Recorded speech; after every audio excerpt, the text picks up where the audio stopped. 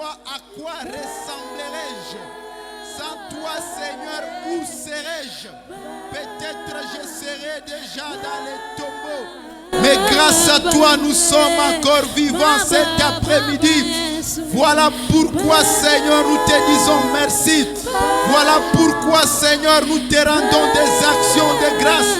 Voilà pourquoi, Seigneur, d'un commun accord, nous sommes en train, Seigneur, de t'adorer. Nous sommes en train, Seigneur, de t'élever. Nous sommes en train, Seigneur, de te louer. Nous sommes en train, Seigneur, de te glorifier. Merci, oh Dieu, toi qui nous as appelés pour ces 21 jours de prière. 21 jours de manifestation de ta grâce, 21 jours de manifestation de ta gloire, 21 jours de ciel ouvert. Je vois que ton ciel est ouvert en ce lieu. Je vois des richesses spirituelles en ce lieu. Que ton nom soit béni, oh Dieu. Que ton nom soit adoré, Adonai. Que ton nom soit adoré, El Jibor. Que ton nom soit adoré, El Shaddai. Qui peut se comparer à toi? Qui peut s'égaler à toi? Il n'y a point de Dieu comme toi. Il n'y en aura jamais. Il n'y en aura jamais. Il n'y en aura jamais. Nous t'élevons, Seigneur. Il n'y en aura jamais. Il n'y en aura jamais. Il n'y en aura jamais. Il n'y en aura jamais. Il n'y en aura jamais, Seigneur. Il n'y en aura jamais, oh Dieu. Il n'y en aura jamais, oh Tout-Puissant. Qui est comme toi, Yahweh? Qui est comme toi? Nul n'est comme toi, Seigneur. Nul n'est comme toi, Jésus. Nul n'est comme toi, Seigneur. Tu mérites que nous puissions t'acclamer, Seigneur. Tu mérites que nous puissions t'acclamer, Seigneur. Tu mérites que nous puissions t'acclamer, Seigneur. Tu mérites que nous puissions t'acclamer, Seigneur. Tu mérites que nous puissions t'acclamer, Jésus. Tu mérites que nous puissions t'acclamer, Seigneur. Tu mérites que nous puissions t'acclamer. Est-ce qu'il y a quelqu'un ici qui peut acclamer ce Dieu? Est-ce qu'il y a quelqu'un qui peut pousser des cris de joie à l'honneur de Jésus? Est-ce qu'il y a quelqu'un qui peut l'acclamer comme il se doit? Est-ce qu'il y a quelqu'un qui peut l'acclamer? Qui peut l'acclamer? Qui peut l'acclamer? C'est Dieu qui mérite. C'est Dieu qui mérite. Il est notre roi. Il est notre Seigneur. Il est notre sauveur. Est-ce qu'il y a quelqu'un qui peut faire mieux que ça?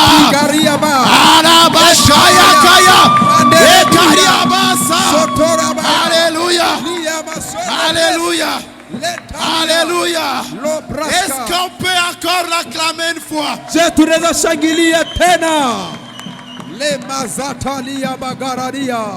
Amen. Nous allons nous mettre dans la présence de Dieu. Je suis en train de t'accueillir dans ce programme de 21 jours de gloire. De 21 jours de conquête. Ma prière est qu'au bout de ces 21 jours, ta vie change radicalement. Parce que nous serons en train d'invoquer un Dieu qui change les vies. Est-ce que tu peux m'aider à acclamer ce Dieu? Alléluia. Amen. Nous avons commencé avec puissance. Et on va finir avec puissance. Est-ce que tu peux m'aider à saluer les voisins de gauche et de droite? Tu lui dis bienvenue dans ce méga programme. Bienvenue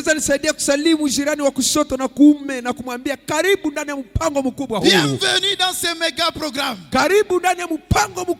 Dieu te visite. Et que Dieu te fasse du bien. Est-ce qu'on peut encore l'acclamer comme il se doit? Est-ce qu'on peut l'acclamer comme il se doit? Est-ce qu'on peut l'acclamer? On peut acclamer Jésus. Est-ce qu'on peut acclamer Jésus? Nous voulons que pendant ces 21 jours, qu'un seul nom soit élevé, que ce soit le nom de Jésus. Na tunataka ndani ya mpango wa 21 jina moja iinuke na ni jina ya Yesu Kristo. Nous disons bienvenue à tous, bienvenue à Maman Bishop et à Papa Jacques. Tunasema karibu nyote na karibu kwa Mama Mtume na Papa Jacques. Bienvenue au consistoire et bienvenue aux fidèles et bienvenue aux nouveaux. Karibu sana kamati ya mchungaji, wageni na watu wote. Aujourd'hui nous commençons. Na leo tunaanza. Nous avons jugé mieux de poser les bases. Na tumeamua tuweke msingi. Parce que ce sont ces bases qui vont nous conduire pendant ces 21 jours. Maana ni misingi hii ambayo itatuongoza ndani ya siku 21 hii. Il y a d'autres orateurs qui vont suivre. Kuna wahubiri wengine ambao watafuata. Ils viendront construire sur ces bases. Ambao watakuja kujenga juu ya hii misingi. Et je sais que Dieu va beaucoup nous bénir. Na mimi najua kama Mungu atatubariki sana. Déclare-le avec moi, Dieu va me bénir. Sema na mie, Mungu atanibariki. Dis encore-le très fort, Dieu va me bénir. Dieu va me bénir. Le diable s'est opposé pour que je sois ici.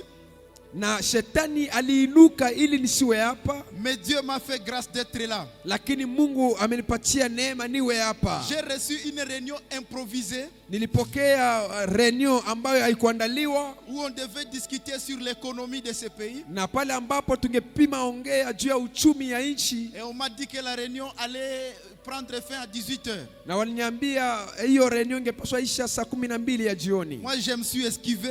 Na mimi nikatoroka pour venir servir mon Dieu. Ili nikuje tumikia Mungu wangu. Dieu est au-dessus de l'économie. Mungu iko juu ya hiyo ekonomi. Il est au-dessus de l'argent. Na iko juu ya pesa. Il est au-dessus des présidents. Iko juu ya waraisi. C'est lui qui nous fait ce que nous sommes. Yule ambaye anatufanya ngisi tuko. Et il doit être notre priorité. Na anapaswa kuwa thamani yetu ya kwanza. Alors je sais que Dieu va te bénir. Na mimi najua kama Mungu atakubariki. Amen. Amen. Seigneur, nous prions pour ta parole. Bwana tunaombea neno yako. Laisse que tu fixes ces choses dans nos cœurs. Acha uweke hivi vitu ndani ya mioyo yetu. Oh éternel Dieu tout-puissant. Oh wa milele Mungu mwenye nguvu. Donne-nous un esprit de compréhension. Tupatie roho ya kuelewa. Afin que nous puissions saisir ces mystères. Ili tushike siri hii. Oh Dieu. Oh Mungu wetu. Je prends possession de toute âme qui est en ces lieux. Nakamata kutawala kila nafsi ambayo iko hapa. Laisse que tu nous aides à comprendre. Tunaomba utusaidie tuelewe. Saint-Esprit, ouvre l'intelligence de nos cœurs. Roho Mtakatifu fungua akili ya mioyo yetu. Afin que nous puissions percevoir cette vérité. Ili Bwana tuangalie hii ukweli. Au nom de Jésus. Kwa jina la Yesu nous prions. Amen. Tunaomba amen. Amen. Amen. Nous allons entrer directement dans le message. Tutaingia pale pale ndani ya ujumbe. Comme je disais, je vais fixer vraiment les bases. Na ngisi nilisema nitaweka misingi. Pour que ces 21 jours nous soient bénéfiques. Ili 21 jours iwe faida kwetu. Alors, nous sommes en train de parler de conquérir par le jeûne et la prière. Tuko tunazungumzia kudhibiti kupitia njia ya maombi na kufunga. Je vais parler du jeûne et de la prière. Nitazungumzia juu ya kufunga na kuomba. Mais d'une façon qui n'est pas ordinaire. Lakini muhali ambao sio kwa ya kawaida. Alléluia. Amen. Et j'ai senti dans mon cœur que je devais le faire au début de ce séminaire. Na nilisikia ndani ya moyo wangu ya kwamba tunapaswa ifanya mwanzo ya semina hii. Pour que ce séminaire nous soit très bénéfique à tous. Ili semina hii iwe faida kwetu sisi wote. Alléluia. Amen. Alléluia. Amen. Maman Bishop m'a appris à prier il y a de cela 24 ans. Na Mama Mtume alinifundisha kuomba imefanyika tayari miaka 24. Je pense qu'il y a de ceux-là qui n'étaient même pas nés lorsque nous on a commencé à prier. Na labda kuko wale ambao walikuwa wazaliwa ambao wako hapa wakati sisi tulikuwa tunaanza omba. Et nous a appris à prier et à jeûner.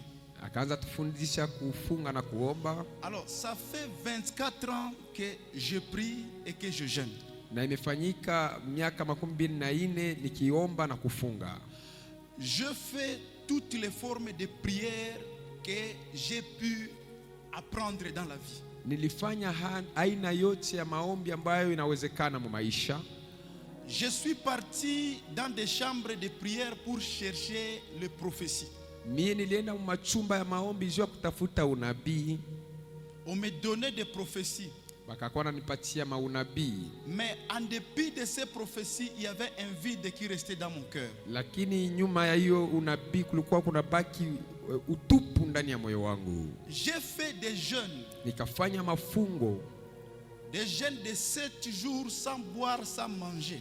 mafungo ya siku 7 bila kula bila kunywa. Tout cela, j'ai cherché que le vide qui était à moi soit comblé. J'étais déjà chrétien. Na hiyo yote nilikuwa natafuta hiyo utupu ndani yangu ifunikwe, maana nilikuwa tayari Mkristo. Au 5e jour, ma bouche devenait amère. Na siku ya 5 kinywa yangu ilikuwa buchungu. Je ne savais pas me lever à cause de la fatigue du jeûne. Na singeweza kusimama juu ya mchoko ya kufunga na kuomba. Ouais, je finissais ces jeûnes, mais il n'y avait pas de fois de résultats escomptés. Na wakati mwana nilikuwa namaliza hiyo mafungo, lakini sitaona matokeo hapo hapo. Je continuais à chercher Dieu par toutes les manières possibles. Nilikuwa naendelea kutafuta Mungu muhali yote inawezekana. Je suis déjà parti chercher Dieu dans la forêt. Na nikienda tafuta hata Mungu ndani ya pori. Je priais dans la forêt. Nikaomba ndani ya pori. Mais prier dans la forêt ne m'avait pas non plus beaucoup aidé. Lakini nikaombea mpori nayo haikunisaidia hata sana. À l'église, je fais toutes les formes de prière que j'ai eu à apprendre et que j'ai eu à copier. Na mkanisa nilifanya hali yote ya maombi ambayo nilifundishwa na nyingine yenye nilikopie kwa watu wengine. On nous a appris de prier en battant les mains, je le fais. Walitufundisha tuombe kwa kupiga mikono, mimi hapa nilifanya. On nous a appris de prier en marchant, je le fais. Walituambia tuombe tukitembea na kuzunguluka, mimi hapa nilifanya. D'autres enseignants nous ont appris à prier en faisant la glossolalie, c'est-à-dire les prières en langue. Na wengine walitufundisha tuombe tufanye maombi ya kuomba kwa lugha. Moi et ces garçons ici, nous avons fait des nuits en train de prier seulement en langue jusqu'à ce que les voisins venaient nous poser des questions le matin. Mais qu'est-ce qui ne va pas? Qu'est-ce que vous dites la nuit? Na mchungaji na mtoto wake kiboko walikuwa wanafanya maombi ya usiku yote, wanaomba kwa lugha, na jirani anakuja uliza mnaongea vitu gani usiku? Je fais cela pendant des années. Na mchungaji amefanya hiyo miaka mingi sana. Mais il y avait toujours un vide qui était dans mon cœur. Lakini kulikuwa tu tupu ndani ya moyo wangu. Je ne dis pas que toutes ces choses sont mauvaises, ce sont des bonnes choses, ce sont des bonnes pratiques. Sio vitu vibaya, lakini ni vitu vizuri pia. J'ai eu à prier, j'écris toute la nuit jusqu'à ce que le matin la voix part. Niliomba mabusiku na sauti kabisa mpaka asubuhi sauti inapotea. Tu commences à parler le matin, tu parles. Asubuhi unaanza ongea na sauti ya wazee. Bonjour. Jambo. Au travail, on me demandait, mais qu'est-ce qui se passe avec ta voix? Na kukazi wananiuliza, ndugu yetu, ni nini inapitika na sauti yako hii? J'ai fait toutes ces choses. Mimi nilifanya hiyo yote. Alléluia. Amen.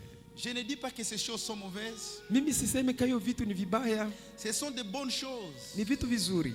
Mais si on ne comprend pas l'essentiel, lakini kama tuelewe ya maana, ces choses ne vont pas beaucoup nous servir. Hiyo vitu havitatusaidia zaidi. Et notre vie n'aura pas beaucoup de résultats. Na maisha yetu haitakuwa na matokeo mengi. Voilà pourquoi ce soir, ndio maana hii jioni, je suis venu poser des bases essentielles pour que ta vie produise des résultats. Nimekuja weka misingi ili maisha yako ipate matokeo. Si tu me saisis ce soir, pardon, toi tu ne feras pas 24 ans pour voir ta vie basculer, mais tu vas faire quelques mois et tu vas voir que les murs vont tomber, les malédictions vont tomber et la gloire de Dieu va se manifester dans ta vie.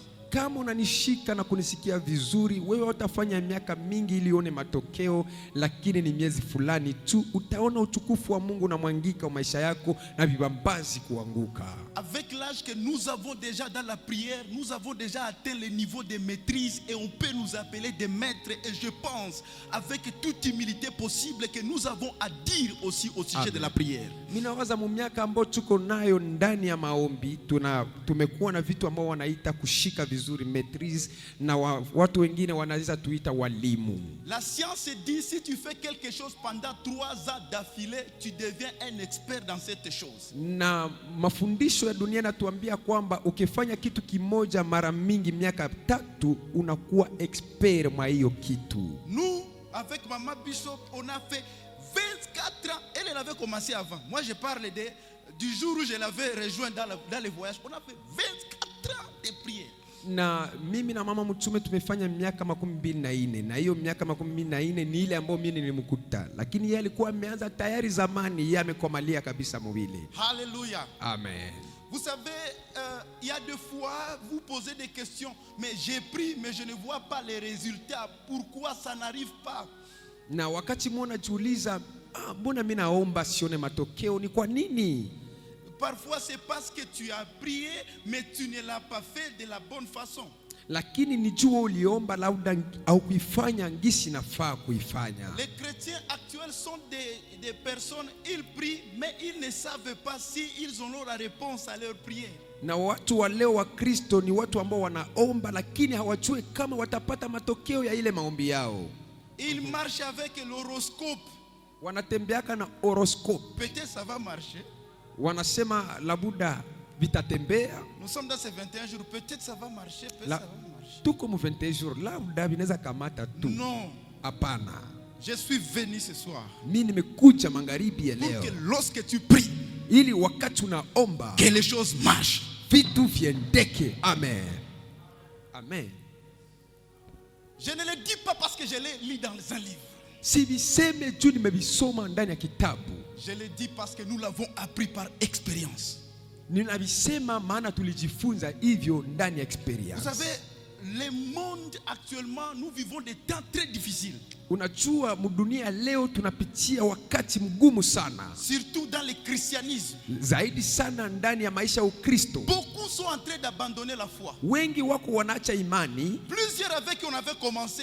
Wengi pamoja na wao ambao tulianza. Ils sont devenus des soulards. Waisha kuwa walevi. Ils sont devenus des impudiques. Waisha kuwa wakaaba. D'autres sont devenus des polygames. Wengine wamekuwa watu wa kuoa wanawake wengi. Ils ne vont plus à l'église. Hawaendake tena kanisani. Ils ont abandonné la foi. Wameacha imani. Parce qu'ils ont cherché Dieu. Maana wametafuta Mungu. Mais ils n'ont pas eu de résultat escompté. Lakini hawakupata matokeo ya umungu. C'est ta saison. Ni kipindi yako. C'est la saison. Ni kipindi où cette église va prier. Ambao hii kanisa elle va voir des résultats. Na wao utaona matokeo. Amen. Si j'étais à ta place, j'allais dire amen très très fort. Amen. Je suis en train de prier que pendant ces 21 jours que Dieu pose des bonnes bases dans ta vie chrétienne. Niko naomba ndani ya 21 jours hii Mungu aweke misingi mizuri mu maisha yako. Que Dieu restaure tout ce que tu as perdu. Mungu arudishe vyote ambavyo ulishakapoteza. Que Dieu encourage celui qui était sur le point d'abandonner. Mungu atie mtu moyo hapa ambaye alitafuta kuachilia. Que Dieu console celui qui a un esprit brisé. Mungu afariji yule ambaye kuna moyo ambao umevunjika. Alléluia. Amen. Alléluia. Amen. Alléluia. Amen. Alléluia. Je suis dans 2 Corinthiens chapitre 5 le verset 16. Niko ndani ya Wakorinto wa pili 5 mstari wa 16. Est-ce qu'il y a un bon lecteur dans l'assemblée qui peut nous aider à lire à haute voix le verset 16? Ensuite nous irons au verset 17 et on va clôturer. Je kuna msomaji mzuri ambaye atatusomea hiyo verset 16 kisha tutenda 17. Tu lis à haute voix jusqu'à ce que ceux qui passent sur la route là t'écoutent. Usome kwa sauti kubwa hata wale wakupita kwenye barabara wakusikie.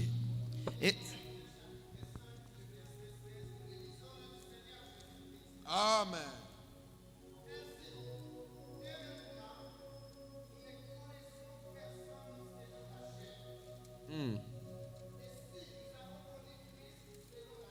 Si nous avons connu Christ selon la chair. Na kama tumejua Kristo pitia mwili,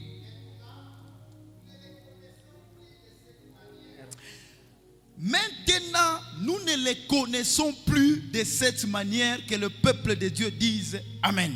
Amen. À l'époque de la Bible, wakati wa Biblia, les gens ont connu Jésus-Christ comme un homme. Watu walijua Yesu Kristo kama mtu.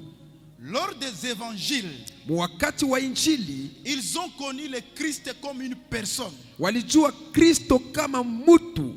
Il mangeait avec eux. Alikuwa nakula pamoja nao. Il buvait avec eux. Alikuwa nakunywa pamoja nao. Il vivait comme tout homme.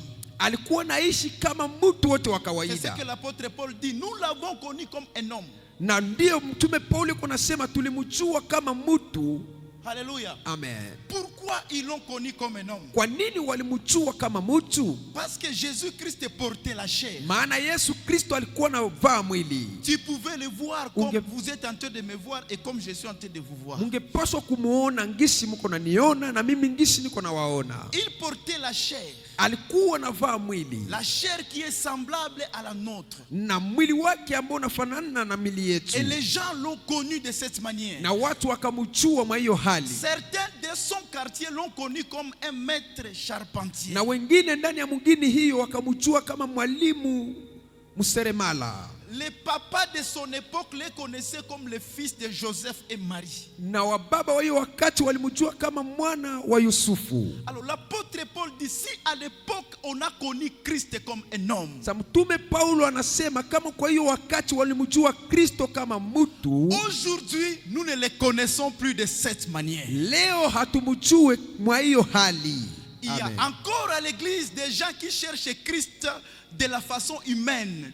Ils cherchent à contacter Christ comme on contacte un homme. Na kuna watu ndani ya kanisa ambao wangali namtafuta Kristo ngisi wanaweza tafuta mtu. Ils veulent que Jésus-Christ leur apparaisse. Wanatafuta Yesu awatokee sous la forme humaine. Ndani ya hali ya mtu. Paul dit, mtume Paulo anasema, dans notre saison, dans ces derniers temps, ça ne se fera pas de cette façon. Ndani ya hii wakati yetu, ndani ya wakati ya mwisho hii haitafanyika hivyo. Si dans le passé on a connu Christ parce qu'on l'a vu avec les yeux, il portait la chair. Kama ndani ya wakati uliopita walimjua Yesu kupitia mwili, alivaa mwili. Actuellement, pour connaître le Christ, il faut passer par ton esprit. Leo ili umjue Kristo inabidi upite ndani ya roho. Répète ça aimable, c'est très important. Leo ili umjue Kristo ili upite ndani ya roho. Répète ça encore très. Diable est fâché. Leo ili umjue Kristo inabidi upite ndani ya moyo. À l'époque, on l'a connu parce qu'on le touchait. Kwa wakati wa zamani walijua Yesu maana walikuwa wanamugusa. Pour vous et moi, pour que nous puissions connaître Jésus-Christ, sasa wewe na mie ili tumjue Yesu Kristo, nous devons utiliser notre esprit. Tunapaswa tumikisha roho zetu. Dans chacun d'entre nous ici, ndani ya kila mmoja wetu hapa, il y a un esprit. Kuko roho. Dis avec moi, dans moi il y a un esprit. Sema nami ndani yangu muna roho. Encore fort. Tena sema. Tu peux le dire encore? Tu peux le dire encore? Sema tena. Tu peux le dire encore? Sema tena. Tu peux le dire encore? Alors écoute-moi. Tes mains ne sauront jamais toucher le Christ. Mikono yako haiwezi gusa Kristo. La partie de toi qui peut toucher le Christ, c'est ton esprit. Na sehemu tu ambayo inaweza gusa Kristo ni roho yako. Jean 4:24 dit ceci. Yohana 4:24 nasema hivi. Dieu est esprit. Mungu ni roho. Amen. Alléluia. Dieu est quoi? Mungu ni nani? Dieu est quoi? Mungu ni nani? Esprit. Esprit. Alors, regarde, ma version dit ceci. Les gens qui l'adorent doivent l'adorer avec leur esprit. Na version yangu hapa inasema watu ambao wanamwabudu wanapaswa muabudu na roho zao. Amen.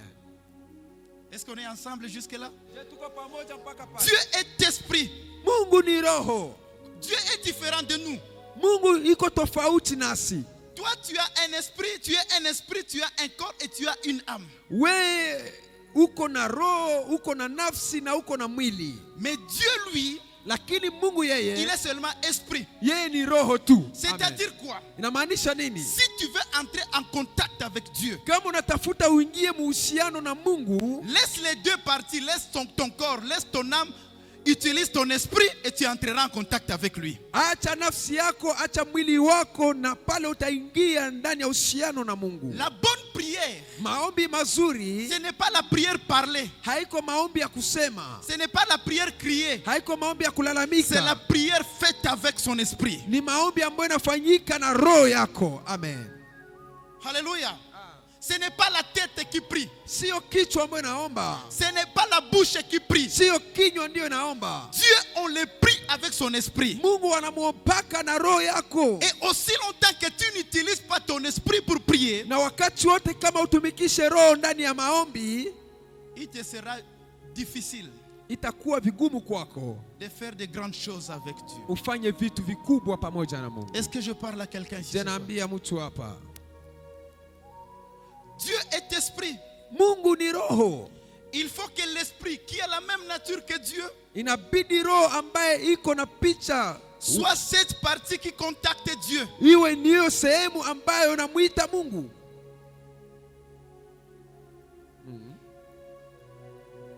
Alléluia. Amen. Avec ton corps, Pamoja na mwili wako tu n'atteindras jamais Dieu. hawezi kutana na Mungu. Avec ta tête, Pamoja na kichwa yako tu ne le connaîtras jamais. hawezi mkutana hata siku moja. Nous connaîtrons Dieu. Tutakutanana na Mungu. Il deviendra notre Dieu. Atakuwa Mungu wetu. Nous serons ses enfants Tutakuwa watoto wake lorsque nous utiliserons nos esprits. wakati tutatumikisha roho zetu. Amen. Dis-moi Amen 3 fois. Amen. Amen. Amen. Nous allons au verset 17. Tunaingia ku versi ya 17. Tu lis encore à haute voix? Soma tena kwa sauti kubwa. Kama mtu iko ndani ya Kristo. Attends le microphone, je vais t'amener le microphone. Chunga microphone. Nous les lisons au nom du Seigneur Jésus-Christ. Amen. Si quelqu'un est en Christ, Si quelqu'un est en Christ, il est une nouvelle créature. Amen. il est une nouvelle créature. Les choses anciennes sont passées. Les choses anciennes sont passées. Voici, toutes choses sont devenues nouvelles. Voici, toutes choses sont devenues nouvelles. Amen. Amen. Si quelqu'un est où? Kama mtu iko wapi? Il est où? Si toi tu prends Jésus-Christ comme une personne seulement, comme un être, tu comprendras que Jésus-Christ est au-delà d'une personne. Ukikamata Kristo ambaye haiko kawaida kama mtu, utaelewa kama iko juu sana kushinda mtu. On dit si quelqu'un est en Christ. Wanasema kama mtu iko ndani ya Kristo. La version du semeur dit ceci. Version ya Semere nasema hivi. Si quelqu'un est uni au Christ. Inasema kama mtu iko na ushirika ndani ya Kristo, il est uni. Ana uhusiano.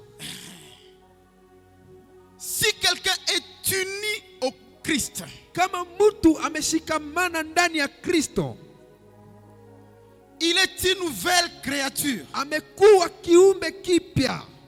Que signifie unir? Kuweka pamoja inamaanisha nini? Unir, qu'est-ce que ça signifie? Kuweka pamoja inamaanisha nini? Le verbe unir. Hiyo verbe unir signifie prendre deux ou plusieurs choses. Inamaanisha kukamata vitu mbili wala vingi et les mettre ensemble. Na kuviweka pamoja. Alléluia. Amen. Je donne un exemple. Na pana mfano. Tu prends l'eau. Unakamata dhahabu, l'eau. Maji. Tu mélanges, tu unis à la farine. Unakamata maji unaiweka kwenye farine. Ça te donne quoi? Inakupatia nini? La pâte. Dis avec moi la pâte. Inakupatia pâte. Sema na mimi pâte. Unir.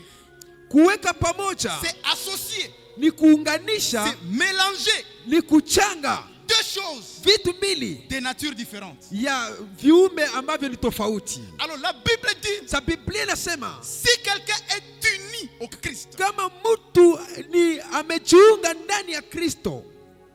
C'est-à-dire son esprit. Inamaanisha roho yake. Et le Christ. Na Kristo. Sont mélangés. Wamechangana. Ça devient un. Inakuwa mtu moja. Cette personne est une nouvelle créature. Ule mtu amekuwa kiumbe kipya. On ne devient pas une nouvelle créature parce qu'on a été baptisé. Mtu akwake kiumbe kipya juu amebatiziwa. Okay.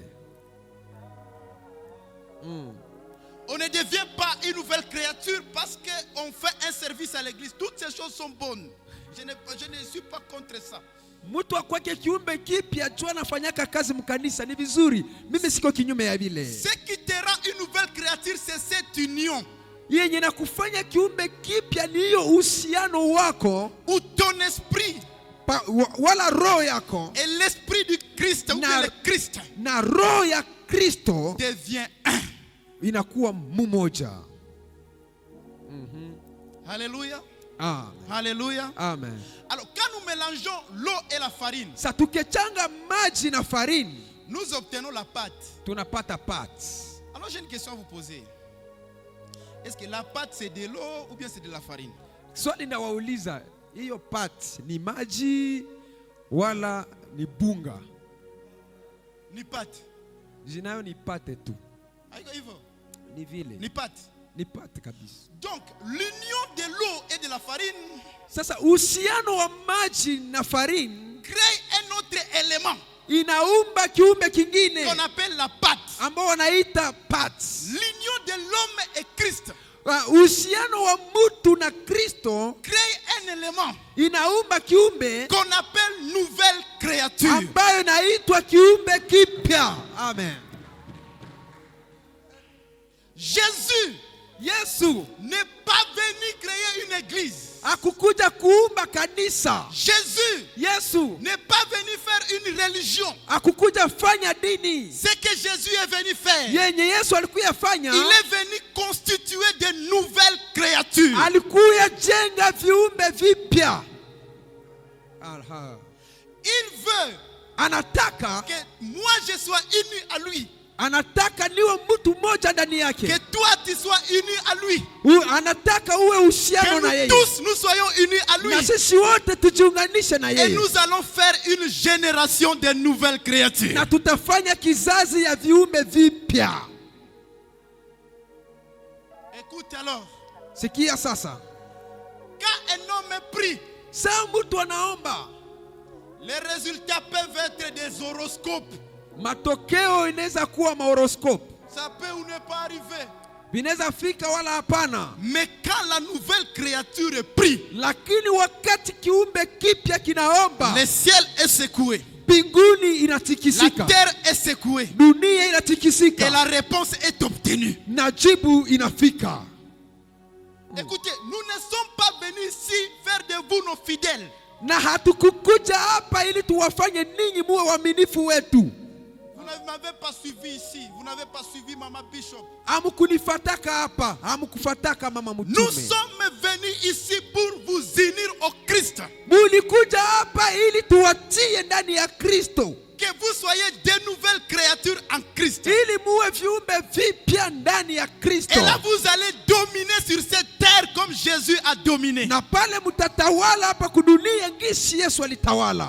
Et je parle à quelqu'un. Je naambia mtu hapa, La priorité dans ta vie aujourd'hui, kitu ya samani sana mu maisha yako leo, ce n'est pas l'argent. siyo pesa. La priorité dans ta vie, Msingi yako ya maana sana, ce n'est pas la santé. siyo afya. La priorité dans ta vie, Kitu ya samani mu maisha yako, ce ne sont pas des maisons. siyo manyumba. La priorité dans ta vie, Ya samani mu maisha ce ne sont yako, pas des voitures. siyo magari. Toutes ces choses ne sont pas mauvaises. Hiyo vyote sio Mais vibaya. la priorité dans ta vie, Lakini kia maana c'est maisha cette yako union, ni hiyo uhusiano, cette communion hiyo ushirika entre ton esprit katikati ya roho et yako l'esprit de Christ. na roho wa Kristo. Amen. Si nous devrions nous battre, tungilipigana. Ingekuwa tungepigana, Kama mimi napaswa enda kuvita, sitapigania parcel. Komba yangu iko ile union. Mie na Yesu tufanye kitu kimoja. haleluya. Komba yangu ya kila siku ni ile communion. Nikuwe uni ku Kristo. Amen.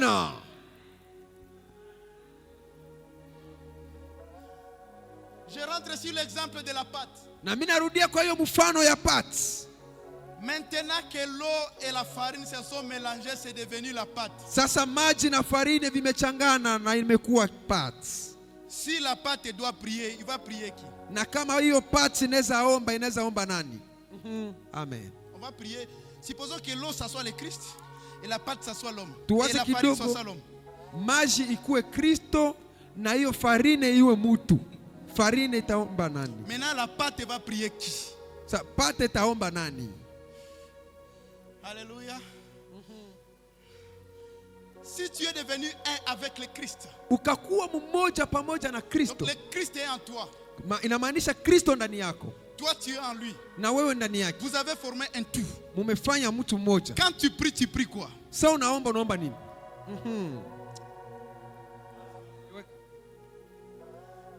Iko yulu yenu. Iko yulu yenu. Iko yulu yenu. Rudilia mchungaji avieleweke kabisa. Je vais donner un autre exemple. Ndapana ingine mfano. Nous prenons l'eau Tunakamata maji et le sucre na sukari, plus le sel. tunatia na chumvi, Nous mélangeons. tunachanga. Ça nous donne quoi? Natupatia nini? Sérum. Alléluia. Serumu. Si l'être sérum doit prier, Kama ule mtu serumu anaweza et omba, pourtant son Dieu fait partie de lui, ijapokuwa Mungu wake iko ndani yake, il doit prier quoi? ataomba nini?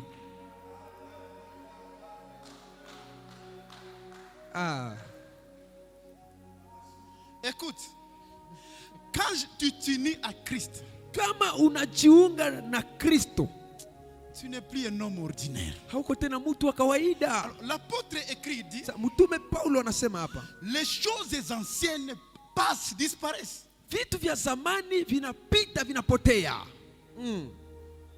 Alléluia. La couleur de la pâte change. Na sura ya hiyo part inabadilika. Ça devient vraiment quelque chose de nouveau qu'on n'avait jamais vu sur la terre. Na inakuwa kitu kipya ambacho hakiaonekanaka kabisa mdunia. Les changements dans ta vie. Na mabadiliko mu maisha yako. La vraie transformation dans ta vie. Mabadiliko mazuri mu maisha yako. C'est le résultat de l'union. Ni matokeo ya uhusiano Entre toi, katikati yako, ton esprit, roho yako et le Christ. na Kristo. Quand ton esprit s'unit au Christ, le changement devient automatique sur tous les plans. Kama roho yako inajiunga na Kristo, mabadiliko inakuwa mungazi zote. Tu ne chercheras plus les miracles, tu deviens toi-même le miracle. Hautatafutaka tena miujiza, we peke unakuwa muujiza. Alléluia. Amen. Alléluia. Amen. Vous savez, Unajua, on voit des chrétiens qui quittent d'église en église. kuna kuwa Wakristo ambao wanatoka mwa hii kanisa wanaenda mwa hii kanisa. Ils sont en train de suivre, je ne sais pas, les miracles, ils suivent, je ne sais pas, les mariages, ils suivent, je ne sais pas quoi. Wako wanafuata miujiza, wanatafuta mandoa, sijui vitu gani na vingine. Tu n'as pas besoin de quitter des églises à église. Hauna lazima utoke mu makanisa uende mwingine kanisa. Tu as besoin d'une seule chose. Una lazima ya kitu kimoja. Tu as besoin de l'union de ton esprit avec le Christ. Una lazima ya kitu kimoja ya uhusiano. Deviens un avec Jésus. Unakuwa mmoja pamoja na Yesu. Et ces chrétiens n'avancent pas dans la vie. Na wale wa Kristo hawaendeleake mu maisha. Il était aujourd'hui à source de vie. Alikuwa leo source de vie. Demain, il va à pain de vie. Leo kesho anaenda kumukate wa uzima. Après, il va à Hébron. Kesho yake anaenda ku Hebroni. Qu'est-ce que tu cherches? Unatafuta nini? Ce que tu cherches, Yenye unatafuta, la soif que tu as, ile kiu yenye uko nayo, c'est l'union avec le Seigneur. ni uhusiano pamoja na Bwana. Amen. Aussi longtemps que cette union n'est pas rétablie, Wakati wote hiyo ushirika wako haiyajengeka, mon ami, tu auras des insuffisances dans ton cœur. rafiki yangu, utakuwa na kutokutosheka ndani ya Tu moyo auras wako. de l'insatisfaction dans ta vie chrétienne. Utakuwa na kutorizika mu maisha yako ya Si Ukristo. tu es là ce soir, tu te sens insatisfait. Kama uko hapa magharibi ya leo haujisikie kutosheka, C'est-à-dire qu'il y a un problème au niveau de ton union avec le Christ. inamaanisha kuna shida katikati ya uhusiano wako pamoja na Lorsque Kristo. cette union sera rétablie, Wakati hiyo uhusiano itarudia, je ne sais pas, tu n'auras besoin de rien. hautakuwa lazima ya Tu seras kitu. comblé. Utaenea. Ça ne sert à rien d'aller derrière un prophète, Haina maana kwenda nyuma ya nabii chercher des prophéties. kutafuta unabii akutabirie. Comment Namna gani? quelqu'un qui est uni au Christ peut aller derrière un homme et chercher encore la prophétie? Namna gani mtu mwenye iko na ushirika na Roho Mtakatifu Kristo anaweza enda nyuma tena ya mtu ampatie maneno ya Toi, habari? tu as le Christ. C'est toi, vous êtes unis au Christ, vous êtes devenus un. Comment tu peux aller encore chercher un homme pour qu'il te parle de la part du Christ qui est en toi? Non. Église de Dieu, grandissez. Namna gani we ambaye uko na uhusiano na Kristo iko ndani yako unaenda nyuma ya mtu akupatie tena habari ya ule Kristo mwe iko ndani yako? Kanisa tukomae. C'est comme ça que vous vous faites rouler et manipuler. Nini vile mnatembelewa wako na kuchezewa na kudanganyiwa. On vous donne des prophéties et après chaque prophétie, on vous demande de l'argent. Ça, ce sont des escrocs, des aventuriers qui se sont insérés dans la maison de Dieu. Wanawapatia unabii na kisha hiyo unabii wanakulomba franga, wanakuescroquer wale wa mwizi. Si tu vois un prophète venir à toi, il te donne une prophétie, après il te demande l'argent, ça c'est un escroc, il faut le chasser. Ukiona unabii anakuja kutabiria na nyuma anakulomba franga, ujue kama ule ni escroc, ni mwizi, naomba mfukuze. Il y a d'autres, il te dit quand il a fini de prophétiser, il te dit bon, tu dois me payer les tickets pour rentrer chez moi. Est-ce que c'est moi qui t'ai invité? Na kuna mwingine anakuja na kutabiria na kisha kutabiri anakuambia nipatie ticket nirudie sasa. Est-ce que mimi nilikuitaka ukinitabiria? Quand tu lui poses la question combien, il te dit $500. Na sasa namuuliza swali nikope ngapi? À Dolari Kinshasa, 500. il y a de ceux-là qui ont vendu leur maison à cause de ces faux prophètes, de ces faux hommes de Dieu qui se sont introduits dans l'église. Pourquoi? Parce que les chrétiens ne veulent pas s'unir au Christ. Na Kinshasa kuna watu wengi wa Kristo wameuzisha manyumba zao juu ya unabii. Kwa nini? Juu wa Kristo wengi hawapendi jiunganisha pamoja na Kristo. À l'église actuellement, il y a maintenant beaucoup de séducteurs. Un séducteur, c'est quelqu'un qui fait des choses pour vous étonner, vous impressionner. Na leo hii makanisa mwisha kuwa wasedukteri, ni watu ambao wanafanya vitu juu washangaze kuwashitula. Et ces séducteurs sont suivis par les chrétiens des églises parce que les chrétiens des églises ne savent pas chercher eux-mêmes l'union avec le Christ. Na wale manabii wa kupotosha watu wako makanisa na Wakristo wengi wanawafuata, maana wengi hawapendi jenga uhusiano wao pamoja na Kristo. L'apôtre Paul a écrit à Timothée, il lui dit dans les derniers jours il y aura beaucoup de séducteurs qui vont pénétrer l'église de Dieu. Na mtume Paulo akiandikia mtoto wake Timotheo na kumwambia msiku za mwisho kuna manabii wengi, watumishi wengi wabaya wataingia mu makanisa. Ce ne sont pas des serviteurs de Dieu, ce sont des commerçants de l'évangile. Haiko watumishi wa Mungu lakini ni wachuruzi wa neno ya Mungu. Ils ont des techniques pour soutirer l'argent du peuple de Dieu. Bako na mateknike zote za bwizi za kutosha pesa mu mifuko ya Je Wakristo. me rappelle d'une histoire, un homme avait donné à son petit, il lui donne $200, ils vont à l'église. Na mimi nakumbuka hadithi moja, kuna mtu mmoja anapatia mtoto wake $200 aende kukanisa. C'est un serviteur de Dieu. Ils arrivent à l'église, le pasteur ce jour-là commence à demander l'argent. Il dit que si tu as l'argent, donne, même si ce n'est pas ton argent, donne seulement. Dieu va te bénir. Na mchungaji wa hiyo kanisa akasimama kwa madhabahu, leta pesa ndugu yangu, hata iko zako ni za watu, leta tu hapa, Comment Mungu tu peux te atakubariki. permettre de donner à l'église l'argent qui ne t'appartient pas? Maintenant les propriétaires, ça sera comment? Namna gani unaweza jiruhusu kupana franga mkanisa zenye haziko zako za batu? Sasa mwenye nazo sasa kulomba azo tafanya Le aye. petit a donné l'argent et après le culte, le pasteur, le propriétaire de l'argent lui demande les $200. Le petit lui dit j'ai donné à l'église. Na kisha kanisa, kisha ule mtumishi kupana pesa mkanisa, mwenye pesa anakuja mwambia nipe pesa zangu, mtoto anamwambia zilisha pana Et le mkanisa. pasteur là lui dit ah petit unaniombesha ni maje yetu ile ya kukamata franga mu watu. Ce sont des séducteurs. Na kamwambia wewe hapana kutoa siri, ni hiyo maje tunapokea ndani pesa mkanisa. Église, Ni si wapotoshi. vous ne cherchez pas l'union avec le Christ, vous allez voir des manipulateurs, des menteurs venir sur votre chemin. Et ils vont vous dire qu'ils ont Dieu et vous montrer que vous n'avez pas Dieu. Kanisa kama tutafute Kristo, tutakutana na watu wa kutudanganya na kukuonesha kama wewe hauna Mungu, yeye ndio iko na Mungu. Il y a des gens, ils entrent à l'église, ils vont montrer à tout le monde que eux, ce sont eux seulement qui ont Dieu. Vous autres, vous êtes charnels. Laisse-moi te dire aujourd'hui que lorsque tu acceptes Jésus, il vient vivre en toi. Dieu est dans tous les croyants. Kuna watu wanaingia mkanisa na waonesha kama nyamu kwake na Mungu, yeye peke ndio anakuwa na Mungu. Ijapokuwa ukiamini Kristo anakuwa ndani yako, na kila mtu iko na Kristo ndani yake kama ulimwamini. Ils se rendent spécial pour impressionner les hommes.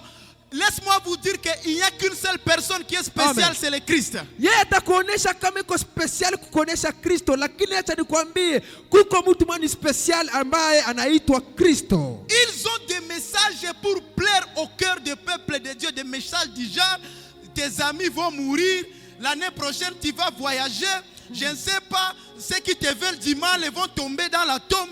Des choses seulement comme ça pour vous déranger. Na wanakuwa na mahabari zabo za kuambia kesho utakufa, kesho utagongewa, kesho utapata shida fulani ili tu akuimpressionner. Écoute, tu n'as pas besoin de messages pour t'impressionner. Je ne suis pas là pour t'impressionner. Je suis là pour te dire que l'union avec le Christ te suffit. Acha nikuambie, sina ujumbe ya kukuvutia. Ndakuambia tu uhusiano wako na Kristo inakutoshelea. Amen.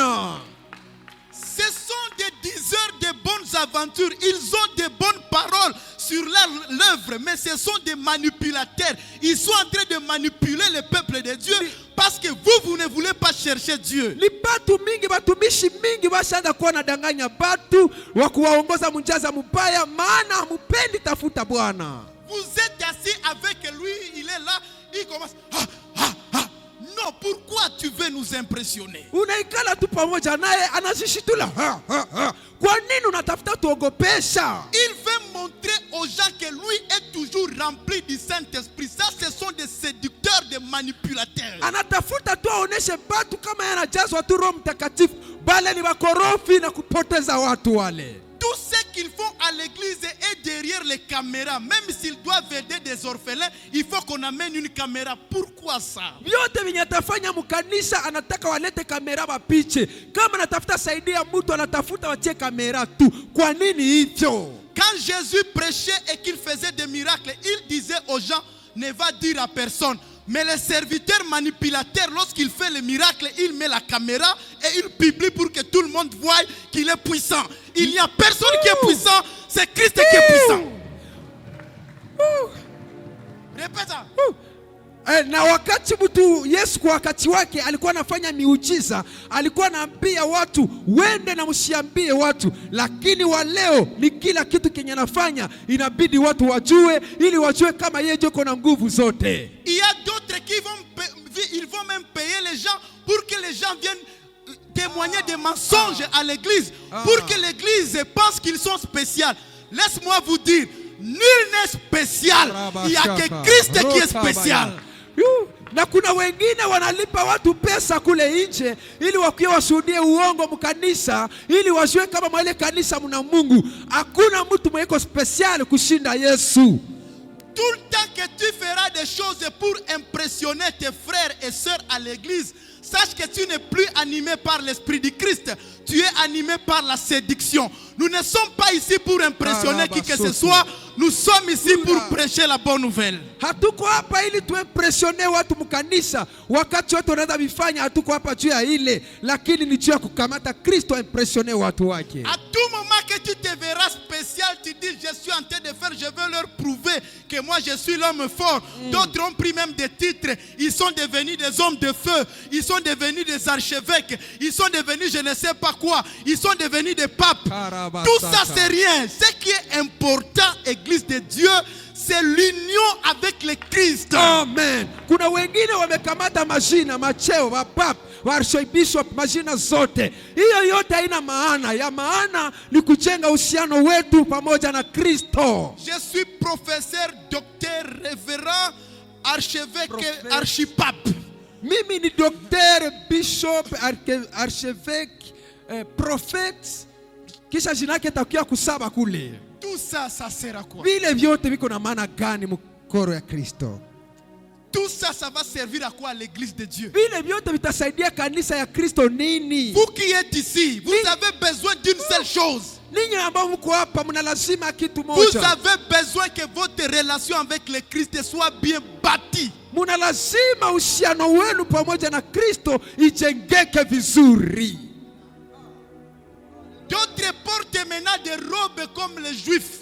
Bengine sasa hapo bashaanza vala marobe kama vile Wayahudi. Ils laissent des grosses barbes. Na anaacha mandevu za mrefu. Avec des lunettes. Na anakamata lunettes. Avec une grande chaînette avec une croix à la fin. Na anakamata kimsalaba kia shenete kia mrefu hapa. Avec une grosse Bible, l'homme de Dieu. Na anakamata Biblia kabambe anasema mtumishi wa Mungu. Ce sont des pharisiens. Wafarisayo. Des séducteurs. Wale wa kutosha watu munjia za mzuri. Vous savez, Jésus était simple. Unajua Yesu alikuwa simple kawaida tu. Simple. Quand tu viens vers Jésus, tu le rencontres avec les disciples. Il n'y avait pas de différence. Na saa unakamata Yesu iko pe mwana wa mitume, hautajua ataka ni nani hapo. Hakuna tofauti. C'est pourquoi Judas les avait dit, si vous allez comme ça, vous allez vous perdre. Comme moi je le maîtrise, c'est lui que je vais baiser, c'est celui-là. Na ndio maana mkanisa ya Yesu ulikuwa huyo Yesu ni nani, wa mitume ni nani, maana walikuwa nafanana. Ndio maana Yuda akamwambia mwenye ndapatia buso njoo ule mkamate, maana nyie peke hamwezi mjua. Parce que s'il portait des tenues sophistiquées, on allait dire c'est lui qui porte seulement des tenues sophistiquées qui est un peu là à l'écart, c'est lui le Christ. Non, mais Jésus était simple. Je veux que cette église soit une église des hommes et des femmes simples, simples. Alléluia. Dis avec moi, je suis simple. Je suis simple, je suis simple. Je suis simple. Je suis simple. Je m'accepte comme je suis. Najitika ngiseniko. Simple. Je suis simple. Simple. Je suis simple. Dis encore fort, je suis simple. Je suis simple. Je suis simple. Je suis simple. Donc, Église de Dieu, ce soir, je suis venu vous dire ceci. Kanisa ya Mungu magharibi ya leo nikiwaambia hivi, pour que cette prière de 21 jours te soit bénéfique. Ili maombi ya siku 21 iwe faida kwako. Unis ton esprit. Unganisha roho yako à Christ. Kwa Kristo. Et tu le feras na utaifanya dans ta chambre secrète. Ndani ya chumba yako ya siri. Jésus a dit, Yesu alisema, quand tu pries, entre dans ta chambre, ingia ndani ya chumba yako, ferme ta porte, funga milango yako, reste seul avec le Seigneur, bakia mwenyewe na Kristo, et dans ces lieux secrets il est là, na ndani ya hiyo nafasi ya siri iko pale, il va s'unir à toi, atajiunganisha na wewe, et tu seras une nouvelle création. na utakuwa kiumbe kipya. Dès que tu deviens une nouvelle création, na sasa unakuwa kiumbe kipya, ce que tu croyais difficile avant deviendra facile. Vyenye vilikuwa vigumu kwako vitakuwa rahisi. Les portes vont commencer à s'ouvrir à gauche, à droite. Milango itaanza funguka kushoto na kuume. Tu n'auras pas besoin de prier pour quelque chose pour que ça se réalise. Juste une intention et la chose se réalise parce que Christ est en toi et toi tu es en Christ. Hautakuwa lazima kuombea kitu ili kifike, maana utakuwa na kiwaza tu na kinatokea. Juu Kristo ndani yako na wewe ndani yake. Il a dit demeurez à moi et moi je vais demeurer à vous. Il veut vraiment ce mélange, il veut cette union, il veut cette association entre toi et lui. Anatafuta uketi ndani yake na wewe ndani yake. Anataka hiyo uhusiano, hiyo ushirika, hiyo kuchangana pamoja. Que Dieu vous bénisse. Mungu awabariki. Et vous comble de sa grâce. Na wajaze na neema yake. Je voulais que quelqu'un se lève.